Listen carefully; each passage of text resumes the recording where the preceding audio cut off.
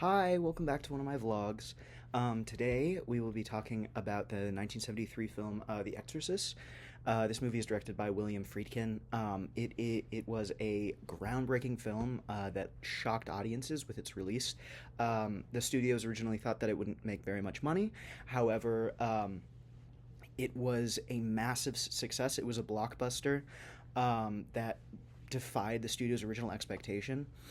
The film follows a wealthy and well-off family living in D.C., whose daughter, Reagan, becomes possessed by a demon named Pazuzu. The demon slowly possesses more and more of her body, transforming her physically and making her more and more violent. She goes through the process of an exorcism by two priests who eventually are able to move the demon to one of themselves, who commit suicide to end the possession. There are a lot of different themes in this movie. There is sort of a departure from science. There's a scene where she undergoes testing, and this fails. I think this ties into the growing distrust of the medical fields, psychiatry, therapy, all these things that are happening at the time in the 1970s. And eventually they turn towards religion. They approach a priest for exorcism, who eventually confers with another one, and they get that demon out of there. Another main theme I think a lot of people apply to this movie is the theme of puberty.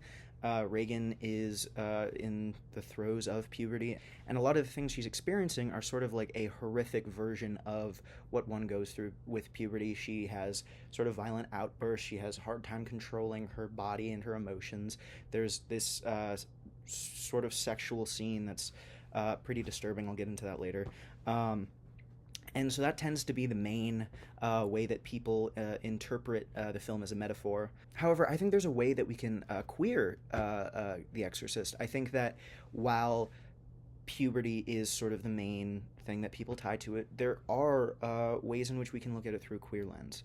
The ways in which she's treated for her condition are reminiscent of the ways in which homosexuality has been attempted to be treated over the years. First, we have these scenes of medical treatment, which is, at least for me, it was reminiscent of shock treatment or other tests done on homosexual folks. And when that doesn't work, she undergoes religious treatment. We could see this as a representation of conversion therapy or pray the gay away.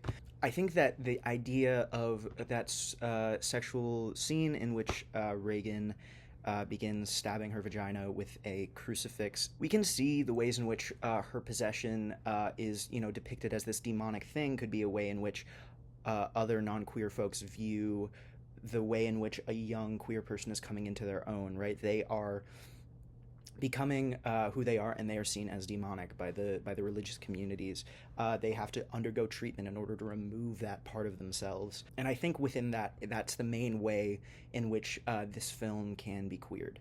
As for my thoughts on the film, I really enjoy this movie. I had understood it as a cultural icon, but I hadn't actually seen it until last year.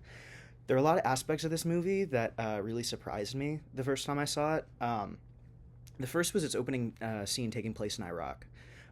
With its prevalence in the media, I was sure I knew every key aspect of the movie, and upon watching it, I had, except for this one scene, which really stood out to me. It was it wasn't what I was expecting. It was a really interesting setting to have things start off with.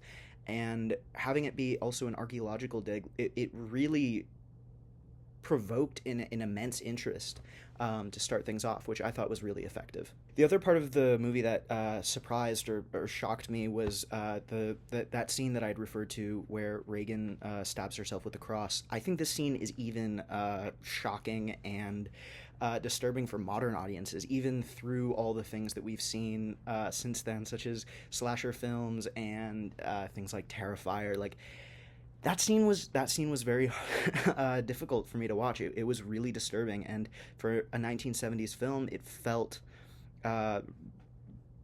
profoundly disturbing. Overall, I really, really love The Exorcist. I mean, it is a classic for a reason. It is a really terrific horror movie. It combines a lot of aspects of possession, the haunted house, all these different classic horror elements to come together to form this really interesting and disturbing horror movie. Thank you so much for watching, and I will see you in the next vlog.